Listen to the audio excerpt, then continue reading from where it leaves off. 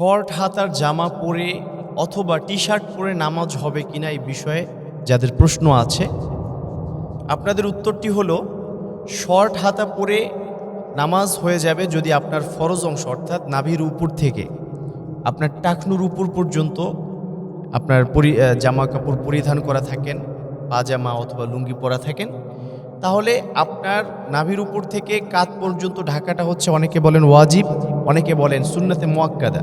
তো সেক্ষেত্রে আপনার নামাজ হয়ে যাবে যদি আপনার কাঁধটা ঢাকা থাকে।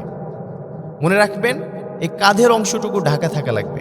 আল্লাহর হাবিব সাল্লাল্লাহু আলাইহি সাল্লাম নামাজ আদায় করতেন যখন হজের এহরাম বাঁধা অবস্থায়, কাপড় বাঁধা অবস্থায়, আপনারা জানেন এহরামের কাপড়ে ওইটা দিয়ে অনেক সময় কোনোই বের হয়ে থাকে, সেই অবস্থায় নামাজ আদায় করেছেন, নামাজ হয়ে গেছে।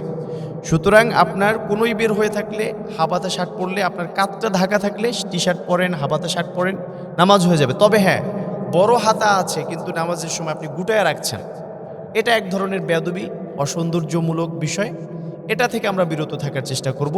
শর্ট হাতা পরে নামাজ হয়ে যাবে, কোনো সমস্যা নেই, নামাজ আদায় করতে পারবেন। আমাদের দেশে টুপি নিয়ে ঠোকরাঠুকরি, খোটাখুটি এটা অনেক বেশি। একজন ছেলে কলেজে পড়েছে, ওর নিজের যেই আছে ড্রেস রয়েছে, এটা পরে যখন নামাজ আদায় করতে আসে, অনেকে মনে করে শার্ট পরে নামাজ পড়ছে, মনে হয় নামাজের সওয়াব কমে যাবে। বিষয়টা এমন না প্রিয় ভাইয়ের আমার।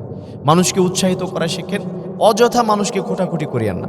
অনেকে টুপি পরে নামাজ পড়তে পারে না, এই জন্য বলে তুমি টুপি ছাড়া নামাজ পড়ছো, টুপি ছাড়া নামাজ পড়লে নামাজ হবে না। এই বিষয়টা কেন বলেন আপনারা?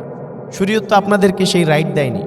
এই জন্য আমরা চেষ্টা করব মানুষদেরকে নামাজের পথে আনার জন্য, সঠিকভাবে তাদেরকে পরিচালনা করার জন্য। হ্যাঁ, যেই প্রকাশ্য ভুল করবে, ভুলগুলোকে শালীনতার সাথে, ভদ্রতার সাথে, তার যেন প্রেস্টিজিয়াস ইস্যু ঠিক থাকে সেভাবে তাকে বুঝিয়ে দেবার চেষ্টা করব। তবে কারোর সাথে বাড়াবাড়ি করে তাকে মসজিদ ছাড়ার করার চেষ্টা করব না।